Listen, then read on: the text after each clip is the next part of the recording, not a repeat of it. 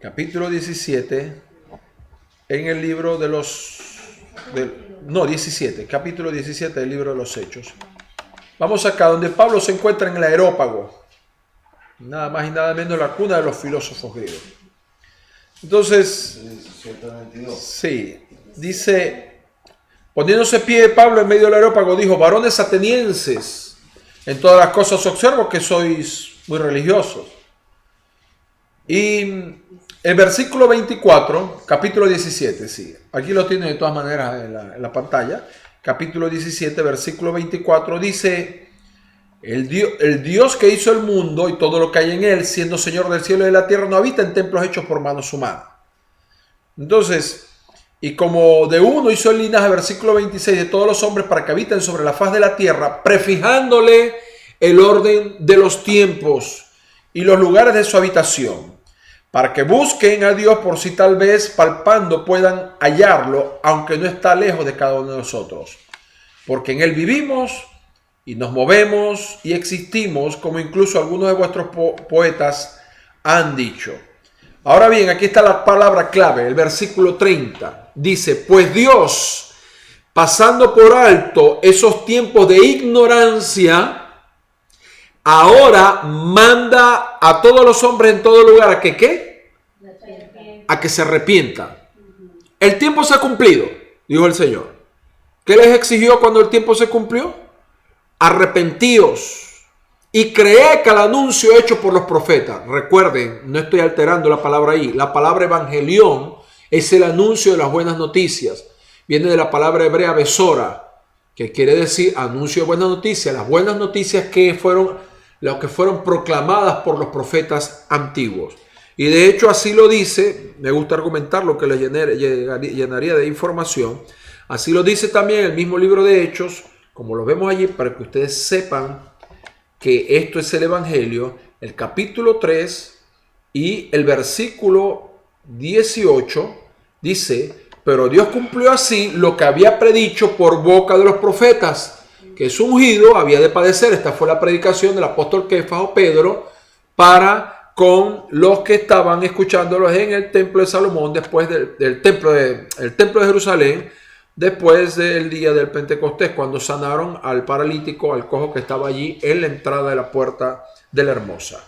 Entonces dice que no vendrá el versículo 21 hasta que se cumplan los tiempos de la restauración de todas las cosas, y dice: de las cuales habló Dios por boca de sus santos profetas desde el principio del mundo. Esto es importante. Enoc, el séptimo hombre desde Adán, el séptimo descendiente de Adán, dejó un libro escrito. Pasó de generación en generación, pasó oralmente, se escribió, se copió, se escribió, se copió de una u otra manera. Tiene su argumento, llegó hasta nuestros días. Tal vez tenga sus alteraciones y todo lo demás. No fue un libro incluido como inspirado cuando se cerró el canon hebreo, el Tanakh. Sin embargo, llama la atención que Judas o Yehuda toma y cita el libro de Enoc, cuando dice: como dijo Enoc séptimo desde Adán, vendrá el Señor con sus santos millares de millares. Pero cuando dice de los profetas antiguos, Enoc era uno de esos profetas. Estos hombres, nosotros tenemos la concepción, fíjense lo que es imaginación, mal condimentada. Tenemos la percepción de que esos hombres que vivían, fíjense lo que hace el enemigo, que vivieron en aquel tiempo, eran hombres toscos, brutos, cara cuadrada, toscos, con facciones medio gorilescas, que tenían ropas de mamut, que andaban con el colmillo de mamut colgado aquí, porque eso es lo que se nos ha programado desde que somos niños. ¿Me entiendes?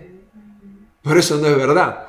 Porque si estos hombres tenían una mejor condición física cuando vivían un promedio de 700 años, tenían también un más alto nivel intelectual. Y estaban más cerca de los secretos de la creación que nosotros. O sea que no eran nada primitivo.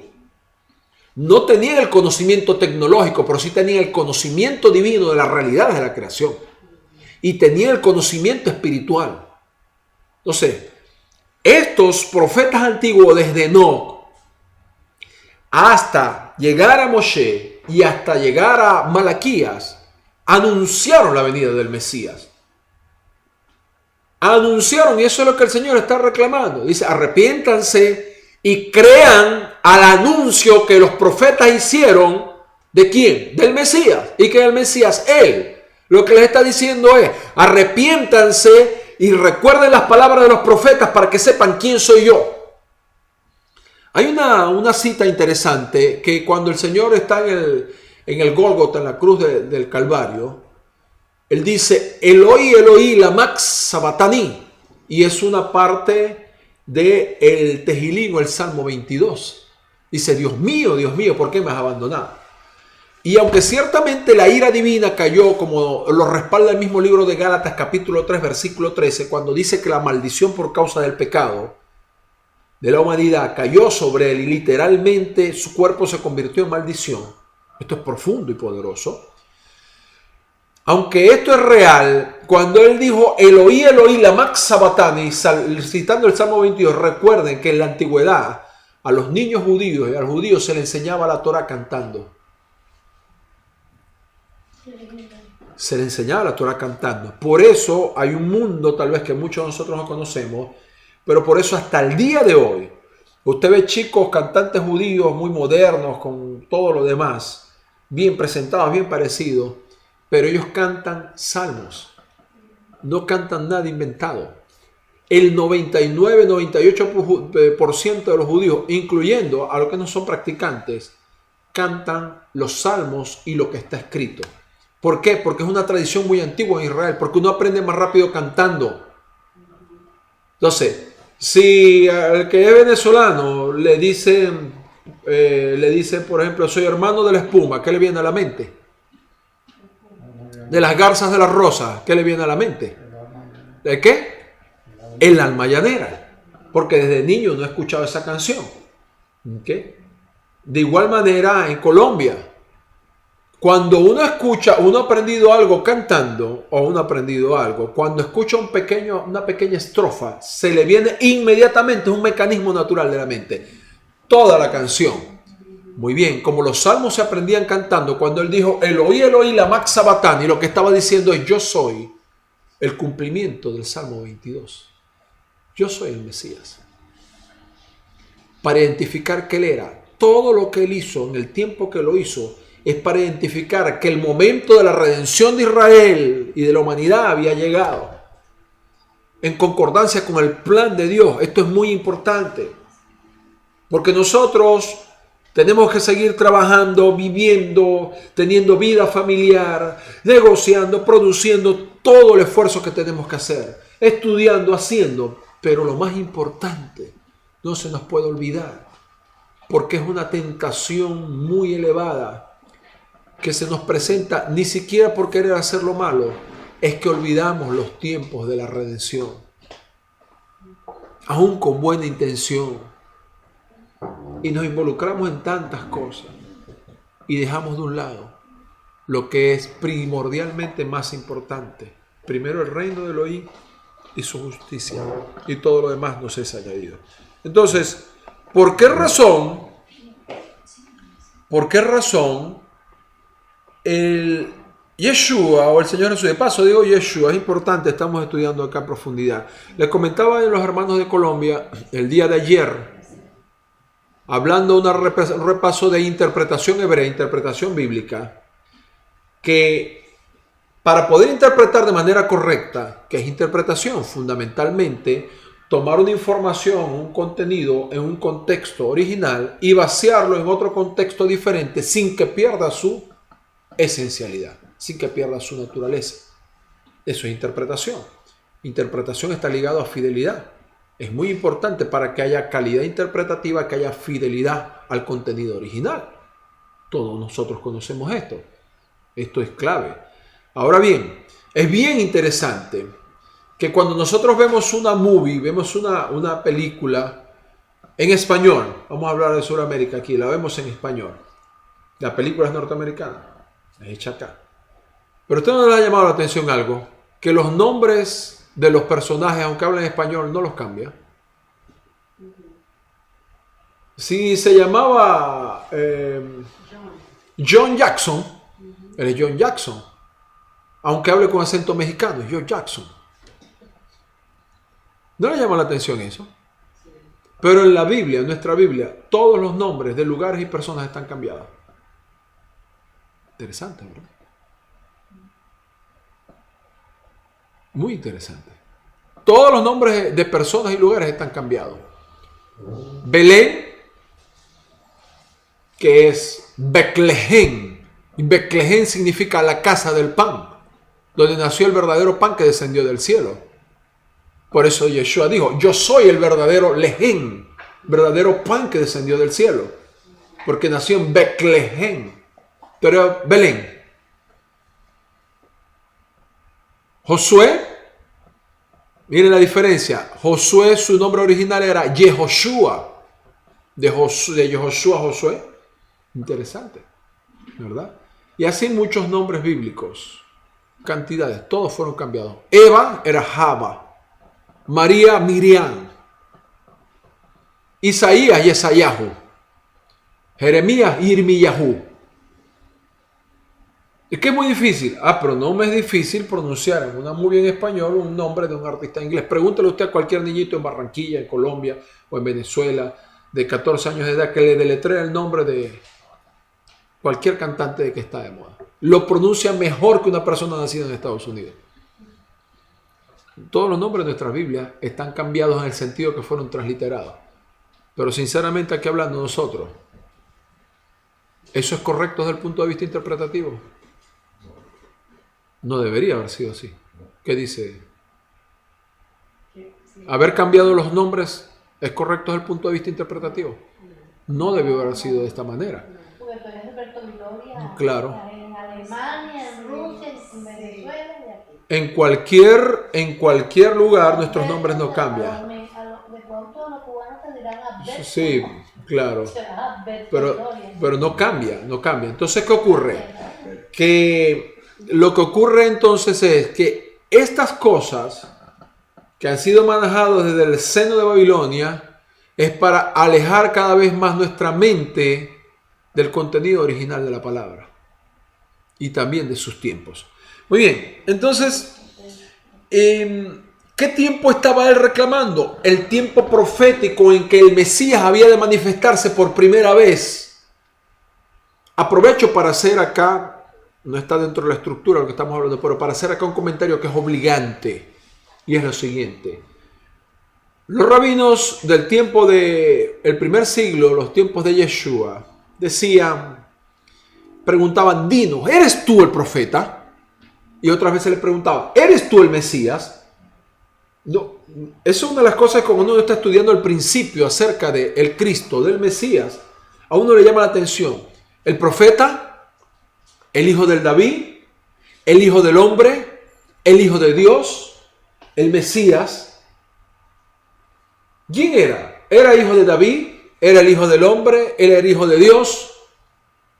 ¿Era el profeta? ¿Quién era? Entonces, el Mesías era clave porque tenía que manifestarse en un tiempo específico. Y el Mesías conocía muy bien los teólogos del primer siglo y lo enseñaban a su gente en las sinagogas. El Mesías se discutía. El Mesías debía manifestarse para cumplir funciones específicas. En este sentido, ellos tenían la teología de los dos Mesías hasta el día de hoy, en la comunidad judía. Un Mesías que moría y otro Mesías que batallaba y triunfaba. De hecho, hoy en día dicen que el Mesías que pelea unas guerras de Israel y muere viene de las 10 tribus perdidas y que de la tribu de Judá se va a levantar otro Mesías que va a pelear las guerras de Israel y va a vencer. Ese es el concepto generalizado judío hoy día. Pero en la antigüedad había los conceptos de los dos Mesías. A uno se le llamaba el Mesías Ben Yosef, relacionado con los sufrimientos de Yosef en Egipto, y al otro se le llamaba el Mesías Ben David, relacionado con el rey triunfante. Pero lo que no quisieron identificar, porque el mismo Yeshua se los habló, era que era un solo Mesías que cumplía varios roles. Y eso está claramente establecido en la palabra y claramente fue establecido por los profetas. Tanto la naturaleza del Mesías como los roles del Mesías, como los tiempos en los que había de caminar el Mesías, estaban establecidos en la Escritura. Por eso se dice: arrepiéntanse y crean al anuncio que los profetas hicieron acerca de mí. Entonces, en su primera venida, en conformidad con lo que estaba profetizado, podemos revisar, no es el tema de hoy, lo vamos a tratar. ¿Quién es el Mesías? ¿Cuáles son sus roles? ¿Qué está haciendo actualmente? ¿Qué ha de acontecer? En su primera venida, él tenía que comportarse, manifestarse como el Mesías sufriente, Isaías 53, y como el profeta, Deuteronomio 18:18. Resucitó y ascendió a los cielos para cumplir con el Salmo 110. Ejercer su ministerio como Cohen Gadol, como sumo sacerdote de acuerdo a la línea de Melquisedec.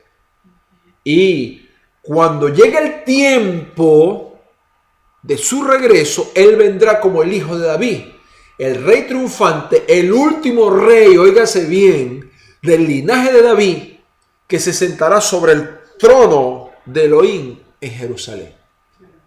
Por eso, después del exilio babilónico, ningún otro rey volvió a ocupar el trono de Jerusalén. Y el trono del hijo de David tiene que estar en Jerusalén. En Primera de Crónicas 23:22 nos dice que el trono de Elohim está en Jerusalén. Vamos a buscar esta cita rápidamente y entonces nos aventuramos ahí para revisar las genealogías rápidamente, los tiempos, y luego vamos a revisar un momento a el apóstol Kefas. Kefas es uno de los nombres de el apóstol Petros o Pedro. Nada que ver con Petros, el de Colombia, ¿no? Por favor. Pedro, el apóstol Pedro. Primera de Crónicas 22:23.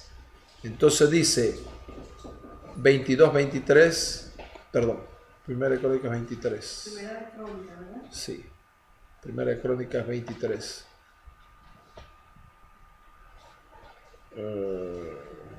Dije.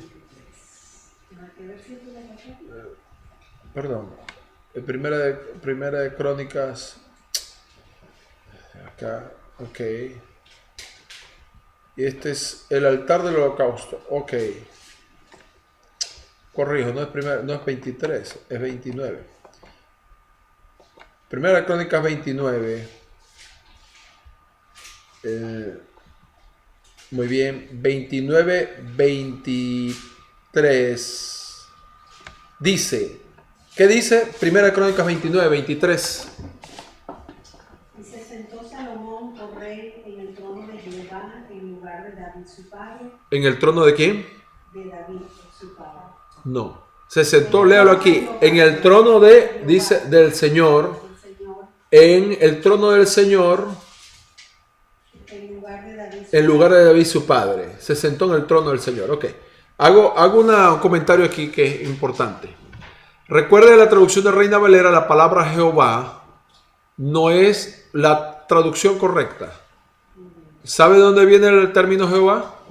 Se lo voy a comentar brevemente. Esto que ustedes ven acá, esta Biblia es la Biblia textual, la que están viendo acá en la pantalla. Ve que usa la palabra YHWH y al inglés usa la transliteración YHWH, que es la transliteración de las 4 letras del nombre divino, que son la Yod, He, Bak, He, ¿correcto? Entonces, en la antigüedad, los masoretas, a partir del siglo VI, siglos después del Mesías, ellos le colocaron a las 4 letras del nombre de Elohim, como había una prohibición para pronunciarlo, le colocaron 2 letras, 2 vocales hebreas que ellos diseñaron, que fueron la Segol y la Patak. Un equivalente a E y otro equivalente a A. Para que cuando la persona llegara a leer donde estaba el nombre divino, no dijera pronunciar el nombre o intentara pronunciarlo, sino que pronunciara Elohim con la Segol y Adonai o Adonai por Patak. Entonces, ¿qué ocurre? Que cuando vinieron unas personas que fueron a traducir del hebreo al latín, inicialmente como el hebreo se lee de derecha a izquierda, ellos transliteraron todo completo. y la transliteración fue Jehová. Y luego, cuando lo transliteraron, cuando la I cambió en el español, al español por la J, quedó el nombre Jehová, que no es la transliteración correcta del nombre de Dios. En realidad no tiene que ver, y es lo que ahí está en Reina Valeria que nosotros hemos manejado. Pero ha habido una discusión tremenda sobre el nombre de Dios. Todo indica, los argumentos de la ciencia bíblica, los argumentos arqueológicos, los manuscritos antiguos, las opiniones de los hebraístas antiguos y modernos, indica que el nombre correcto de la pronunciación del nombre de Dios es Yahweh. Viene, recuerde la palabra aleluya. Hay argumentos para eso que lo vamos a estudiar en otra ocasión.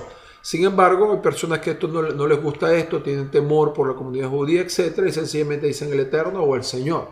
Esto es una aclaratoria que le hago para que lo tengan. Estamos estudiando, ¿sí? Claro. Entonces, ok. ¿Se sentó Salomón en el trono de quién? En el trono de Dios. ¿Cómo se siente un hombre en el trono de Dios? Porque ese trono en Jerusalén, el trono de Dios en la tierra está en Jerusalén. Pero solo el rey de Israel, descendiente de David, se puede sentar en el trono de Dios. Esto explica por qué en Isaías 14 Hasatán quiso sentarse en el monte del testimonio.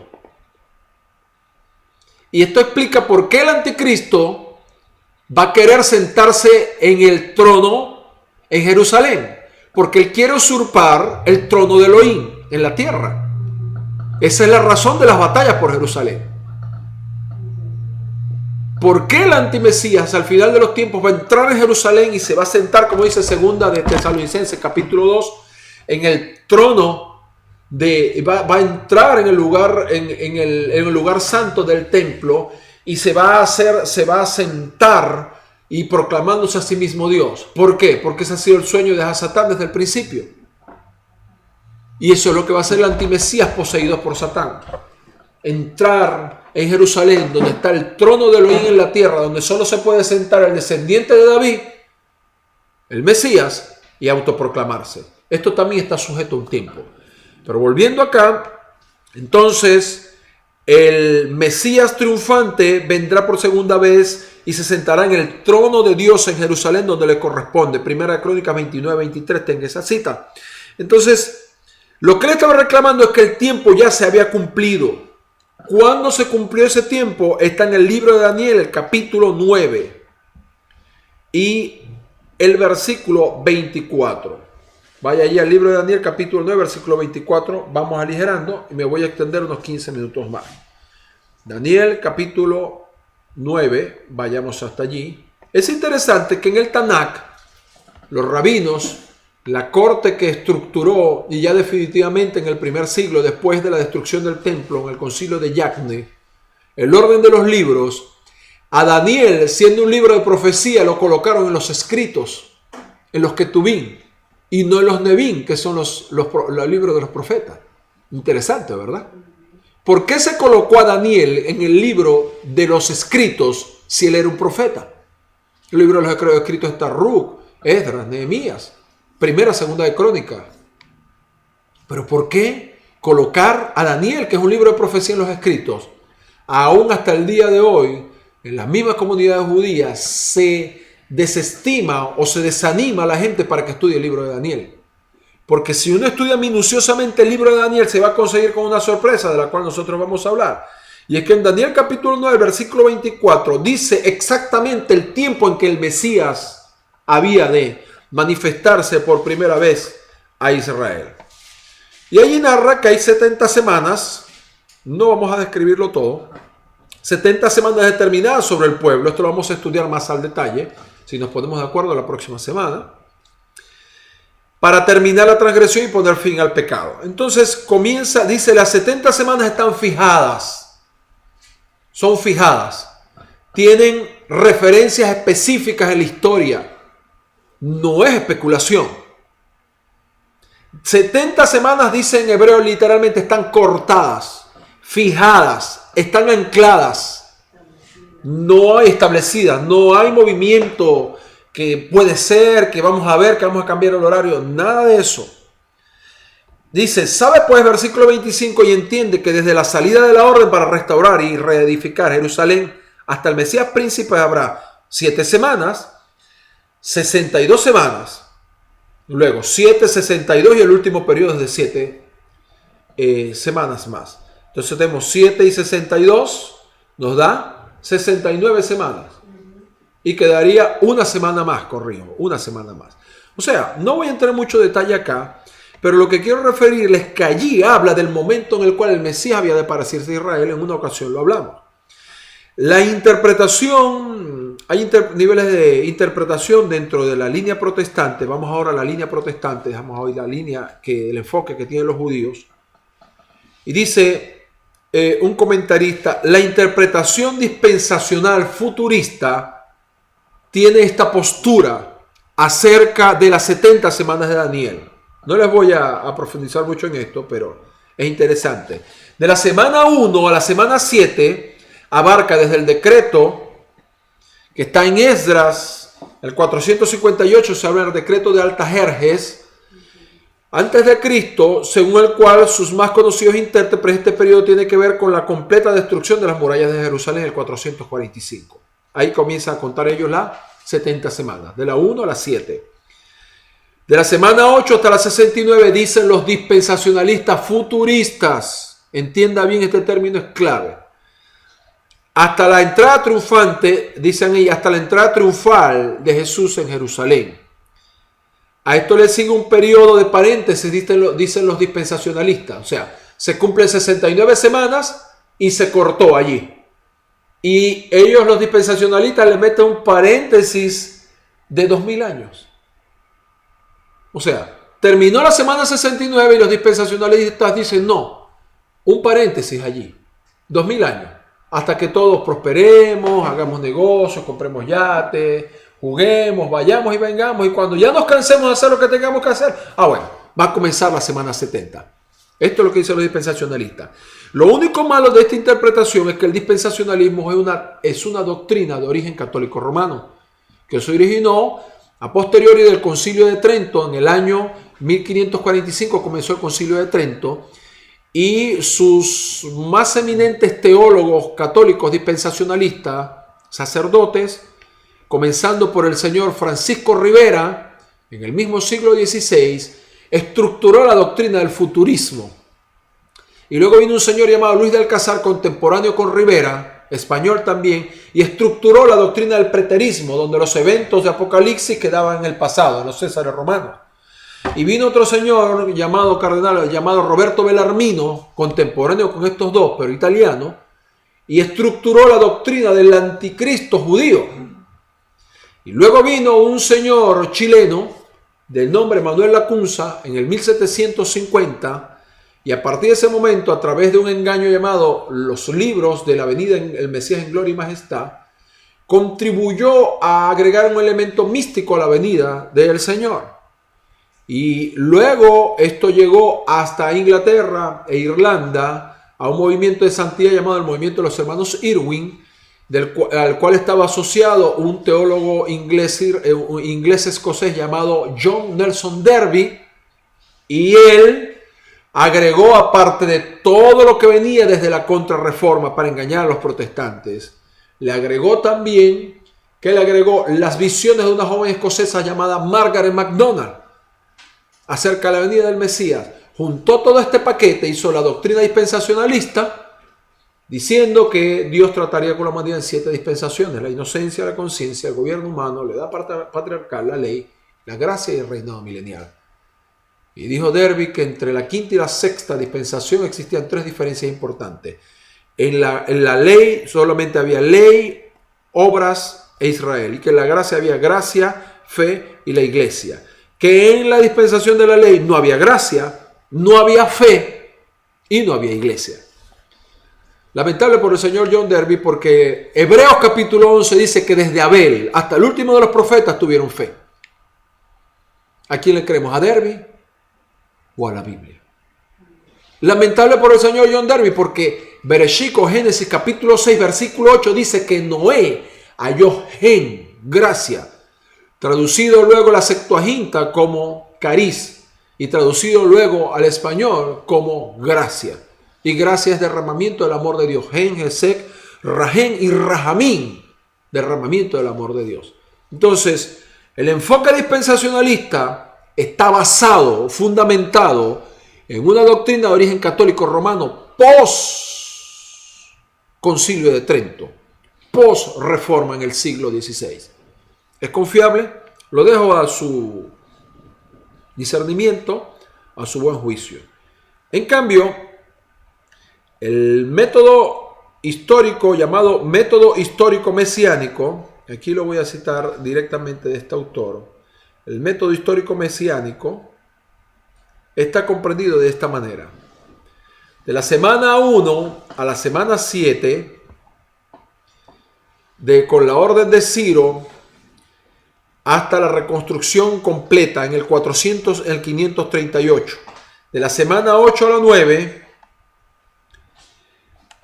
de la semana 8 a la semana 69, desde la reconstrucción del templo, de la reconstrucción de Jerusalén hasta el Mesías, generalmente el bautismo de el Señor, y luego la semana 70, desde la manifestación de Cristo hasta